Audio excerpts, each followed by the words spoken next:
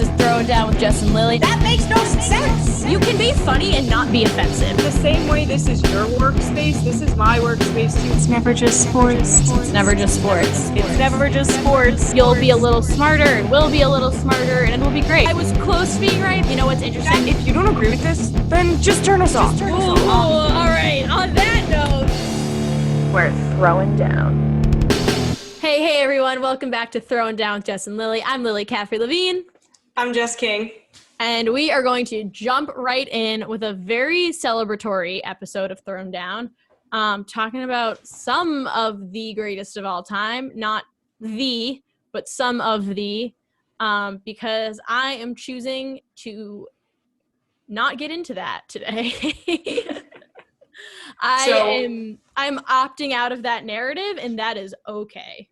Anyways, okay, we are going to be talking about past week in sports-ish, in some NBA and WNBA titles, both of which were won by some of the most storied players in the history of the sports. So, to start off, Jess, thoughts on the finals? I felt like it was just over so quickly. I think both it of came them. And then it was gone, and like especially the last games were such blowouts that it really felt like that. Like, so Sunday night I was working and I was like, oh, okay, like I'm just gonna catch the second half of the game, leave a little early, and like watch it outside in the bar. And then it was just like over. Like there was no game left to watch in the second half because the game had already been decided at that point. Like for me watching it, I was just And I think like LeBron and the Lakers were on their game, and the same way that Bird and Seattle Storm blew out the Las Vegas Aces. And I think because I do agree with you that both of these series felt very short, even though the NBA went to Game 6. The Storm swept the Aces in 3 games, so that was over as soon as possible. But both series, I did not really think going into them that they were going to go that quickly.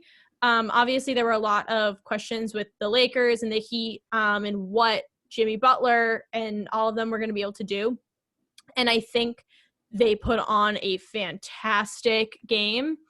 And there were times where I was like, Jimmy Butler's not going down. I was like, he's not going to. I really thought that the Heat were going to win it, and I think a lot of other people did too. I mean, feel like there were also what goes into our conversation about the GOATs and LeBron James is there were a lot of people rooting for the Heat to win because LeBron James was representing the Lakers in that finals, and LeBron's got a lot of haters. Like, I don't know if I'm like a hardcore LeBron hater. I don't think I am. I think he kind of like, I respect him a little bit more after the season, and like, I'm not like his biggest fan. I think he's a great player. I don't really think there's a lot of people you can directly compare him to in the league right now. I mean, the Michael Jordan discussion is, for me, one we will not be having on this podcast ever.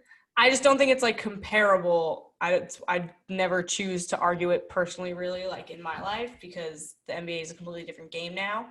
So, but there's a lot of people who don't like him, and they wanted the Heat to win. Also, I think the Heat was like a really good team, and it'd be super cool to see such a young team led, like with the only, not experience, but finals level experience in Andre Iguodala, and like how he kind of like was helping them, I think, in the finals. Not so much really on the court. There were their dominators, like, Tyler Hero, Jimmy Butler, but off, like in the locker room, I'm sure a lot of those pep talks, I would like to think, came from Iggy. Like, that's kind of why I thought, hey, this is kind of cool that they're in the finals right now. It'd be kind of awesome if they beat the Lakers, because I'm not a Lakers fan, and I have no skin in the game, and it just would be very interesting. Yeah, well, I think the Heat are just such an unbelievably fun team to watch, and that was part of like what made this final so fun, even though the Lakers, I think, were pretty dominant. The Heat obviously had their games, they had their moments, and that was it in Game 5. I really was thinking that I did not think Jimmy Butler was going to be losing this finals. I thought he was going to do and I believe he did do everything in his power to win the game, but obviously the depth of the Lakers, the stars of the Lakers just weren't, it was too much for the Heat for their like kind of defensively minded stuff, for the Lakers shooting, all of that, it came out with the Heat on top, or with the Lakers on top, sorry. But there wasn't ever a second that I thought the Lakers had it completely in the bag, no question about it. And I would say the exact same about the Storm and the Aces. A very, very similar series in that when you look at it on paper, the Lakers seem like the team that's going to win. When you look at it on paper, you seem like the Storm is the team that's going to win. But really, when it comes down to it, their opponents were just unbelievably talented teams. And again, I didn't necessarily think that the Storm was going to sweep the Aces. I really thought that the Aces might win a game or two games. I don't know that I didn't see them winning the title, but I thought they were going to come pretty damn close. So it was very interesting that we had almost these like identical series happening at the same time in the men's and women's version of the sport, with basketball, both led by these superstar athletes that have been in their leagues forever, have very, very, very similar careers, and leading their teams to another title in this nonsense of a year, on this mess of a year. And then their opponents were very similar, literally same colors. I just realized that. I just put that together. Wait, really? The Aces are red and black, and so are the Heat, yeah. So it was this weird, like, kismet. Wow. 2020, everything's weird, but like this kind of like, I think Charlotte Coincidence? Wilder, I think not. I think Charlotte Wilder is the one that tweeted like, the Lakers winning the NBA championship is the only thing that makes sense this year, and I think the Seattle Storm winning the WNBA championship is another only thing that makes sense this year. Wow, it's so like these weird blissful. these weird parallel things. I didn't think either team was gonna just come in and sweep it all up. The Storm obviously did. The Lakers, it went to game 6. But I also would like to just give Jimmy Butler and the Heat and Tyler Hero and Duncan Robinson and all those guys the credit they deserve for putting up an insanely great playoffs run. And I think part of the reason why I'm not as disappointed as I thought I would be for the Heat, I was kind of like you, I didn't really, either way I would have been happy with it, because I love the goon squad that they have, and I think what the Lakers are doing is really great too. But they're a young freaking team, and I think that this is very much so not even the tip of the iceberg for them. I think they have a lot in them. They're all going to be able to say that they killed it in. Yeah, and I think that it's like very telling of the next couple seasons for them, whatever it's going to look like in terms of what their depth is going to be, what their roster is going to look like. They have the pieces. They're going to be future contenders for a bit. So a phenomenal get used coach, to it. Pat Riley, in the front office. Like, I think they have all the pieces. Even if those pieces move around, they have them there to be a title contender for years to come. And I'm really excited to see what they're going to do in the next couple of years. I'm also excited to see what the Lakers are going to do in the next couple of years, because part of what we're going to get into with this is that Sue Bird and LeBron James have had all of this success at this point in their careers, and they maybe haven't even reached the peak yet. They're not Tom. Maybe physically, but like that's up for debate. But they're not Tom Brady, who's 43 and we don't know what's going on. You know what I mean? Yeah. So, I mean, just starting with like Sue Bird turns 40 in 2 days. I'm not going to say 40's it's like young, crazy, but I'm not going to say 40's old. How much more Sue Bird do we have left playing in the WNBA? She's going to do great things for a whole bunch of other reasons when she retires from basketball. But how many more years of Sue Bird basketball do you think we have? It's interesting because I believe right now she only has I think she's a free agent 2021. And okay. I don't see her signing anywhere else because, I don't know, not to oversimplify it, why would you? I mean, team built around her. She's been with them since they drafted. Yeah, and with the team they have around her with Brianna Stewart, like what reason do you have to go somewhere else? But I think you definitely have at least like 3 more seasons. And I think that's a solid under. Yeah, under, definitely. LeBron, they're both 17 years in the league. LeBron's 35, though, because he was drafted right out of high school, where Sue Bird was at UConn first. I don't know. I think Catching 2 NCAA championships. if LeBron plays 8 more seasons, I wouldn't be surprised. Yeah, me either. A lot of people say well, first of all, he's in great shape. Mm-hmm. Sue Bird's had fucking injuries, you know, knee surgery, things like she kind of thought like not like she would never recover from, but there were a lot of people that thought at like 34 she was declining, and she's like, guess what? I just caught a dub number 4 on my 40th. Say what up.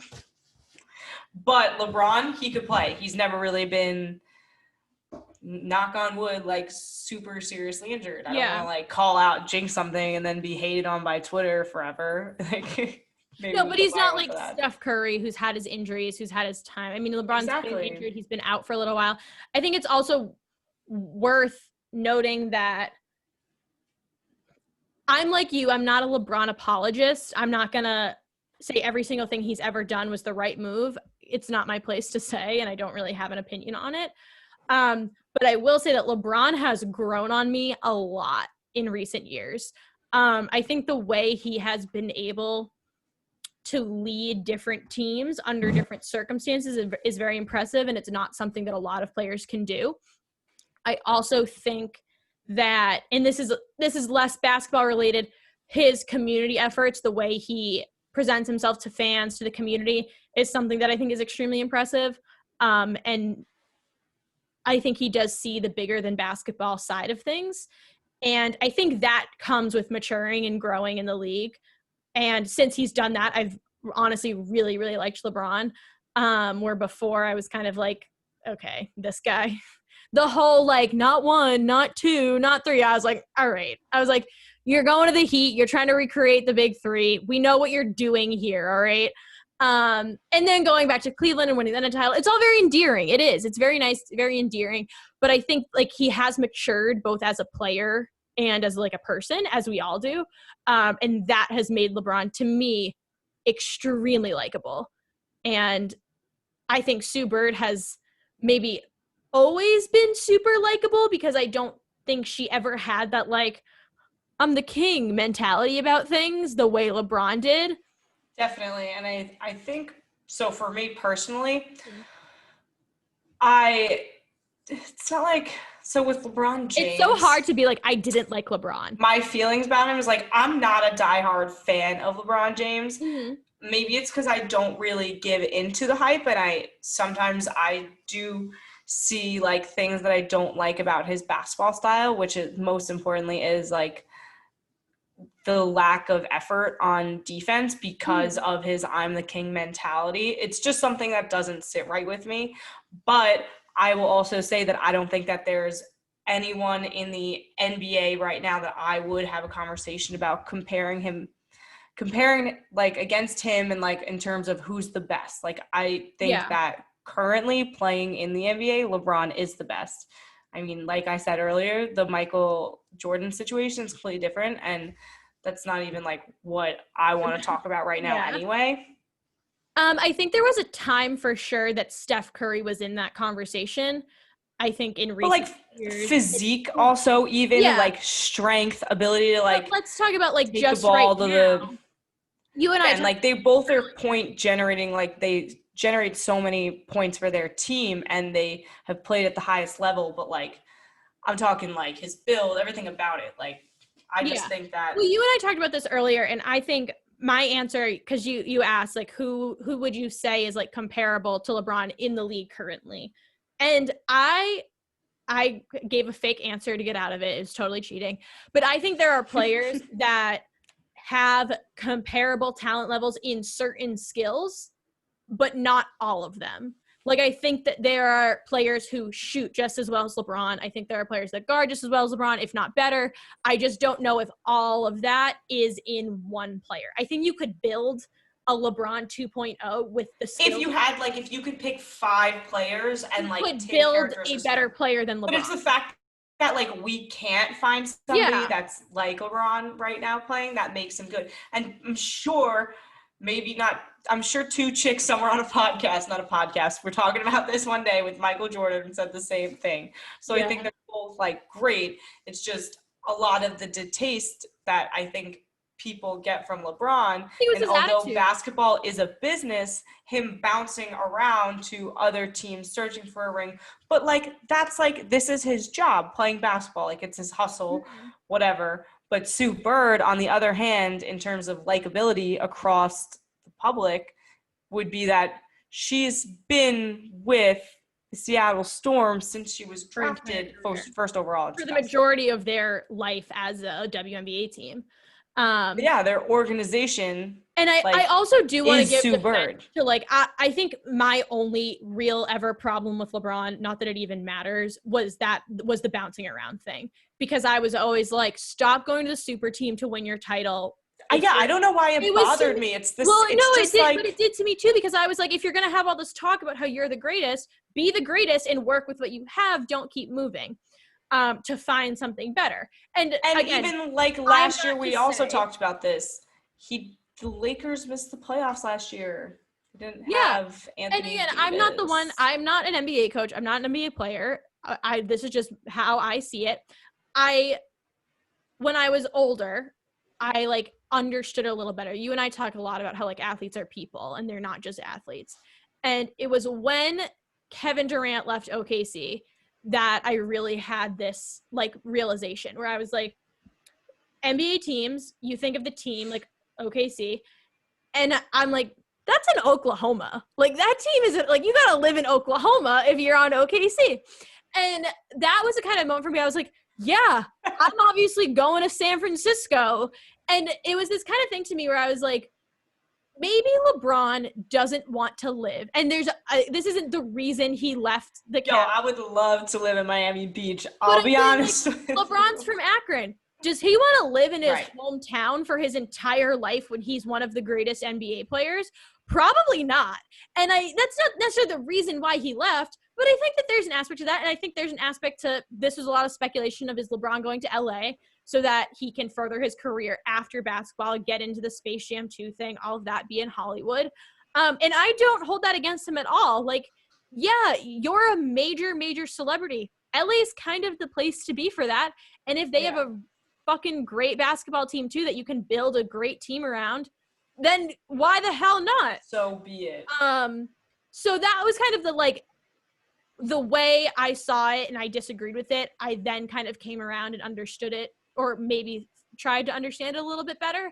And I don't fault anybody for it. Not that, again, I'm the one to fault anybody for anything, but to be honest, I think like since I made peace with the fact that in my own brain, I believe that like Michael Jordan is a better basketball player than LeBron James, and LeBron is 35. He has 4 rings. So like, I can't sit here and fucking tell you that he's like not gonna do that, because you know what would happen to me is like he'd fucking do that and he'd get like 3 more rings in 3 years and be a stud, and then like good for him. But like Michael Jordan is my basketball player that I pick as a favorite in that debate. So I think it's like allowed me to respect LeBron James more, because I've always kind of hated the pinning of the two. Mm-hmm. And it's like, wonder like what they talk about, like when like no one's like, it's like, hey, like you see that new like thread that came out of me on Twitter, and like it says like I'm a fucking baller. What'd you say? I don't think they talk about it. I know, it's like not the thing that you talk about. They probably like laugh at all of us for sitting here wasting our time arguing about it. But, like, okay, so like you mentioned this, and again, we're definitely going to talk about the fact that like I think Sue Bird and LeBron have had very similar careers that have led to similar places, but on very different paths. But just quickly before we get into that, it is interesting to me in the debate that we will not be having, but that people choose to have, of Michael Jordan versus LeBron. The debate we're also like saying we're not having more. I know the debate we reiterate that we will not be having is that, and a lot of people are saying this during the last game, is that like how lucky are we to be able to live in the same time period that LeBron James is playing basketball? And I completely agree with that. And the fact that he doesn't really have any plans to retire, and nor should he, because he's 35 years old and is very athletic and in very great shape. I think that argument, like people, and I'll use the quarterback argument as a comparison. People do the Tom Brady and Joe Montana. Once Tom Brady won more championships than Joe Montana, the argument ended for a lot of people. And that it was like, now that Brady has the rings, it's him. And I'm interested to see how the next couple years will play out in that. LeBron's right now, people can make the argument for either side, whatever they want. And it's just interesting to me to see if that won't be the case in a few years, if LeBron will do things with his career in the next couple of years that you will no longer be able to argue the same way you can now. The thing that's different about football and basketball is that it is a different game. Like I would pay. Yeah, but comparisons of I would pay like a go huge across all pay-per-view. sports. I would pay a huge pay-per-view to be able to like watch LeBron play on the 1998 Bulls. You know what I mean? Like, like that would be insane. And that's like that's they kind should of the like world make we'll a never know. fiction movie about it and change their names from LeBron James to Tamal Tame and from Michael Jordan to John Smith and make a scenario. Okay. I think it would do really well in the box office. Yeah, so it's kind of one of those mysteries like we're never going to really know because of how things have changed. Exactly. It sounds so ridiculous because it's not going to happen. That's why I don't like having the That's debate. why we will not be having that debate here. So back to this like GOAT conversation that we really are like kind of honing in on here. So Sue Bird has actually said in an interview, and this is why I think a lot of people say championship ring number doesn't matter. Yeah. But I think it's a fair way to compare all GOATs across team like Level, sports. it's the baseline. Like different sports, you know, it's like it's your flex, it's your accolades. Like, you know what I mean? I think that's an SAT word. But so listen, Sue Bird says, I think we're the two players, her and LeBron James. You can throw Tom Brady and Diana Taurasi in there.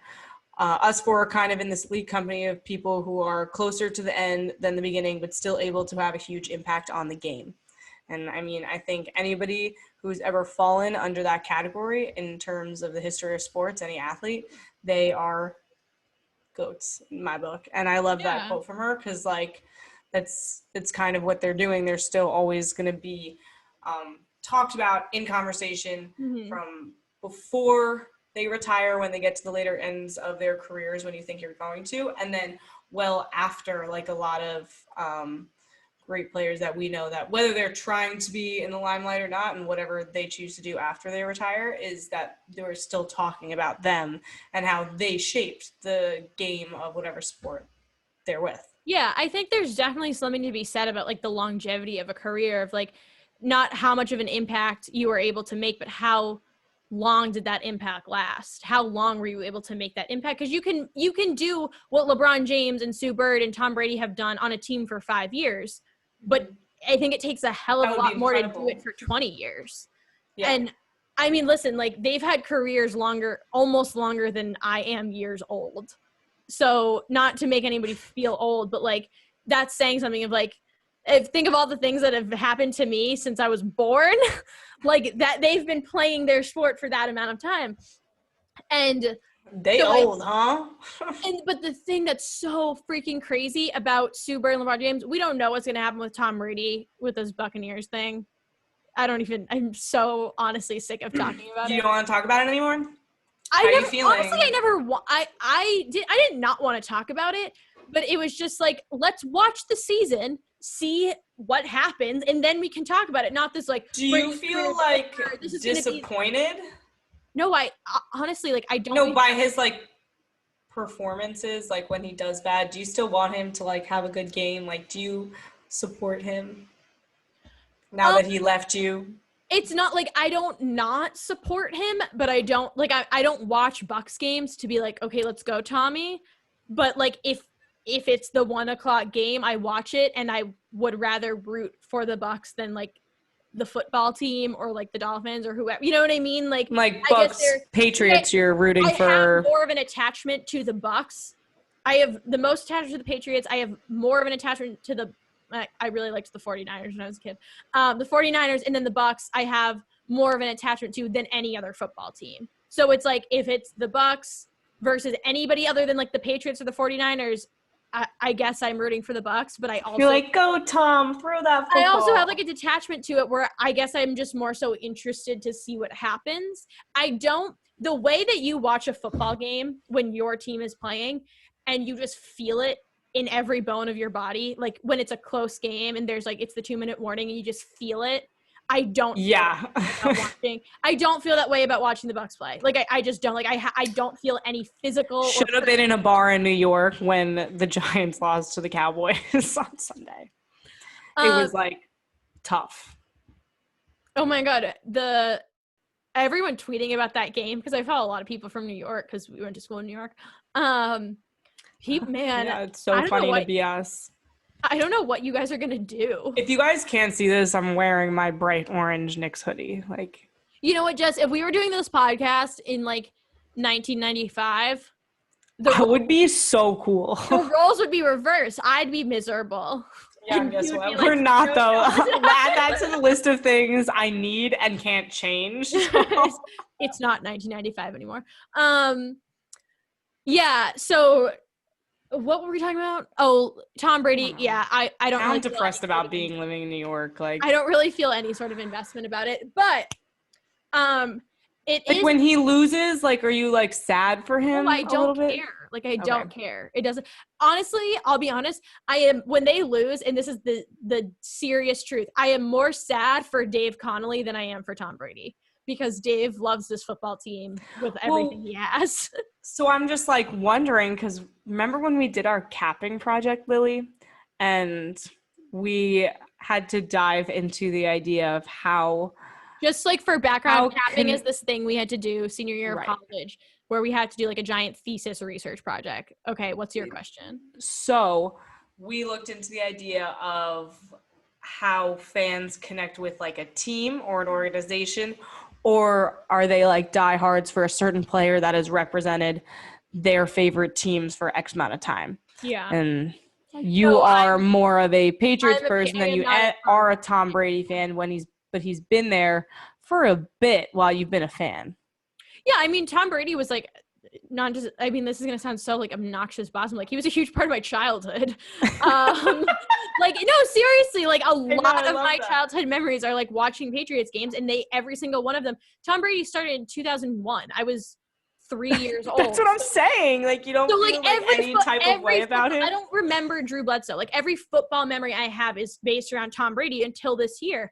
Now, I mean, like Team Cam Newton all the way. I love him. He is spectacular.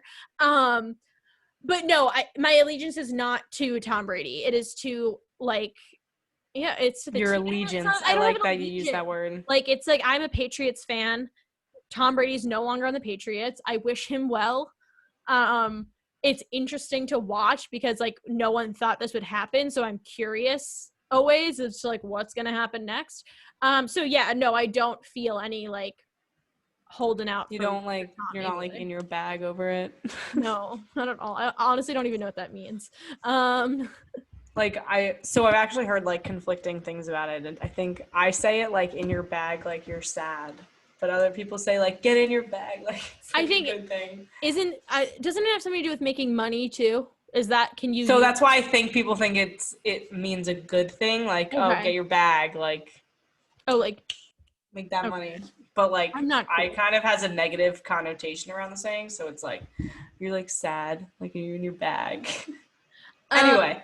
Okay, so anyways, back to kind of the conversation we were having is that these athletes we're talking about, namely Sue Bird and LeBron James, as Sue Bird stated, they're past when a lot of players stop playing. Like the ages they are, a lot of players have already stopped playing at this point, and it doesn't look like they're necessarily have plans for retirement anytime soon. So it's that longevity, and also that like you can kind of talk about these people as being some of the greatest of all time in their respective sports already, and their careers aren't over yet. So if they both retired today, there's still a fair argument to be made for both of them as to why they're some of the greatest in their leagues. But it's not over yet. And they have so much more time to go. I don't see like the Lakers falling off anytime soon. Yeah. I don't see them getting worse. I see maybe like teams like the Heat, maybe the Celtics, the Raptors getting better. But I don't see the Heat getting worse. Now there's AD, and also I don't like, who wants to leave that team at this point? No one. Well, you know what I think has a lot to do with the conversation is since we're talking about like continuing on, and like Sue Bird has made it known she wants to play next year, and she wants to compete for her 5th Olympics, which is going to be in Tokyo in 2021. Like Olympic medals and performances, I think if you're able to, like obviously Tom Brady can't do that, but for basketball, I think that's also something that needs to be in conversation about saying like who's some of the best. And and you know why I think that is, and maybe you feel the same way, maybe you feel differently, but that being able to go onto an Olympic team is not, it's very short. Like it's a very short amount of time that you play together. So I think you have to have, everybody on the team really has to have standalone skills, but not even that. They have to have the ability to like very simply work well with others in any given situation. And to compete on an international level. You're playing with teammates you never play with, who have very different play styles of you, who you practice with for like 3 months, and you're playing against teams that you never, ever, ever face. Right. So I think there's something to be said about like the adaptability that you need to be an Olympic basketball player as well as a WNBA or NBA player. And they both have done that with flying colors. LeBron James, I think, has 2 gold medals. Sue Bird has 4. And so, I mean, just throw that onto the allocates of like, these 2 players are fucking insane. Yeah, they're pretty crazy good. And I thought like they had overall a super, super nice weekend for themselves. And even after they retire, they're still gonna like dominate news cycles. Like, you know, they're always gonna be doing something. They're very active activists is what I meant to say. Active activists. But, and this isn't to say that one way is better than the other. LeBron James has won 4 titles with 3 teams, and Sue Bird has won 4 titles with 1 team. And I don't know, I don't think that necessarily says as much about the athlete as people might think it does. Where I think like it says something positively about LeBron that he's able to go to different places and work with different people and still be successful and still be a leader, even when his environment's changing. I also think it says something about Sue Bird that like she's been able to build an organization from the ground up. Yeah, exactly. So I think that either of those paths have good and bad things about them. Like Sue Bird's been able to know what she's working with for a very long time. LeBron's been able to get the new shiny thing every time. So there's, I think, good and bad things about both of them. I don't think it makes one better than the other, but they both end up here, 17 years in the league, 4 titles, at least 2 gold medals. For both of them. And I mean, Sue got those 2 NCAA championships, which I'm sure LeBron probably I could say that LeBron, had he not went straight out of high school and things were different and there wasn't a one and done, he would have had at least 2, like at least 1 when he also played. My favorite stat in all of this is Sue Bird is only one of 3 professional basketball players to win a title in 3 different decades. And right, I saw that. So she's the only WNBA player to ever do it, and there's 2 NBA players that have done it. Do you know who they are? Do you want to guess? No. Because I guessed and I was way wrong. One of them you're going to be like, oh, that makes sense. The first one. Vince Carter played in like. Tim Duncan. Right. That was, some people were talking about that recently, I think, and that was familiar to me. In John Sally.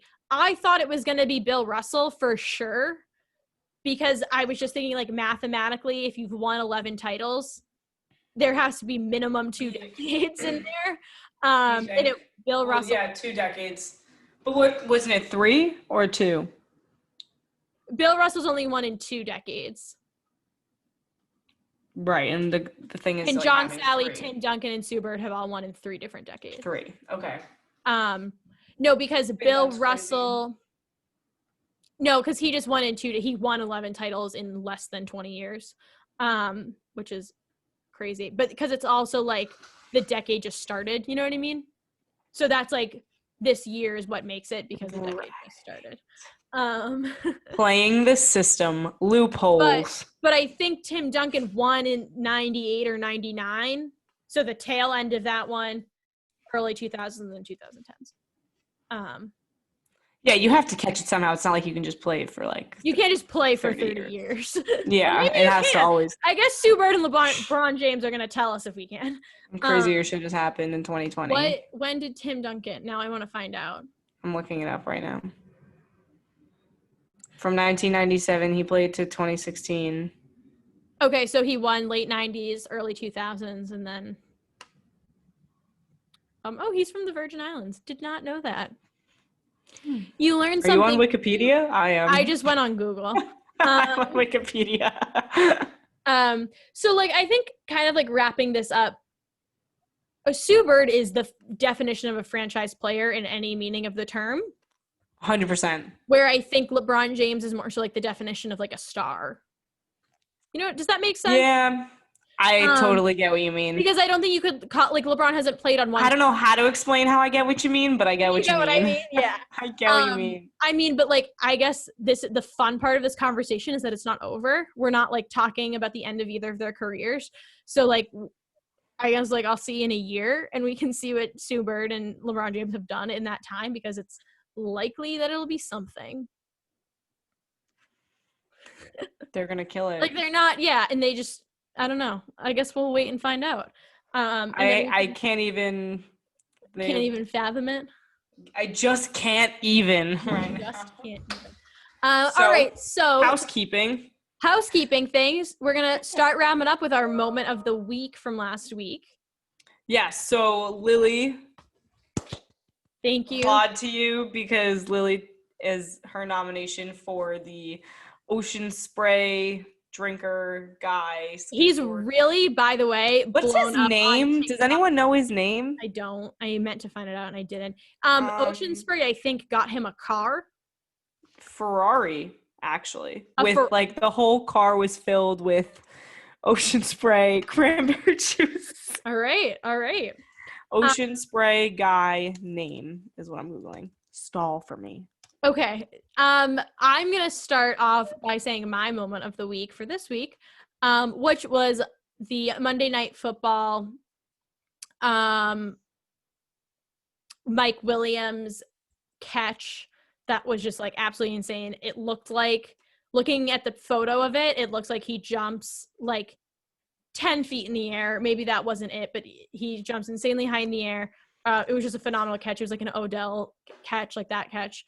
So that is my moment of the week. Well, my moment of the week is actually going on right now. We are going to have our first Tuesday night football. My brother said to me, "Oh, what are you doing for the game tonight?" And I was like, "What are you talking about? What game are you talking about? Like, what day? Literally, what day is it? Who are you? What time is it?" And he was like, "Football tonight." And I was like, "Oh my God, the Titans are playing tonight." Like, what? I'm just shocked. It's Tuesday. Usually I get tacos and some margaritas, but the concept is just something else. Okay, you can't have Taco Tuesday and Tuesday Night Football at the same time. It just doesn't work.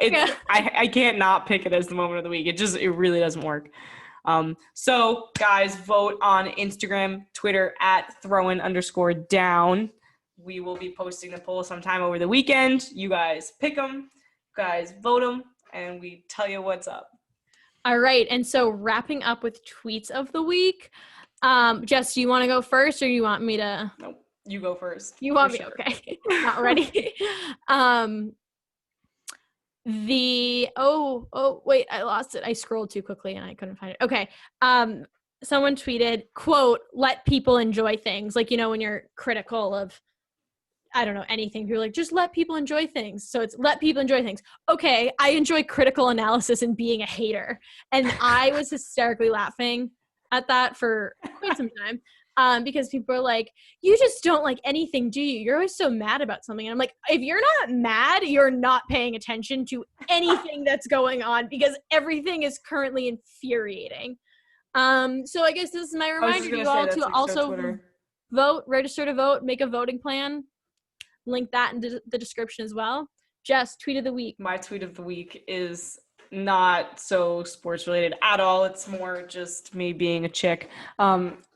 Losing your jewelry is a different type of hurt, I swear. And I feel that. It's like kind of heartbreaking. I've lost many nice earrings. So many. It's always earrings. It's never really necklaces. It's I don't really wear other jewelry too. other than earrings, honestly. I lose rings often. I had a really cool octopus ring once. Ooh. And it wasn't like dramatic, like it didn't raise off my thing, but it had like a little octopus like swirly thing. So like I have a wave on now, but it was a swirl and it had its little succulent things on the side. It was super cool. I lost it on the beach. Why did I even bring it to the beach? I see girls wearing rings and stuff like that to the beach, and it makes me like, oh, like it'll look so cool if I have like my rings and I'm wearing a sarong. And then I lost it. All right. Well, on that note, this has been another episode of Throwin Down with Jess and Lily. I'm Lily Caffrey-Levine. And I'm Jess King. And we will see you next time. But first, it's never just sports. Thanks for tuning in.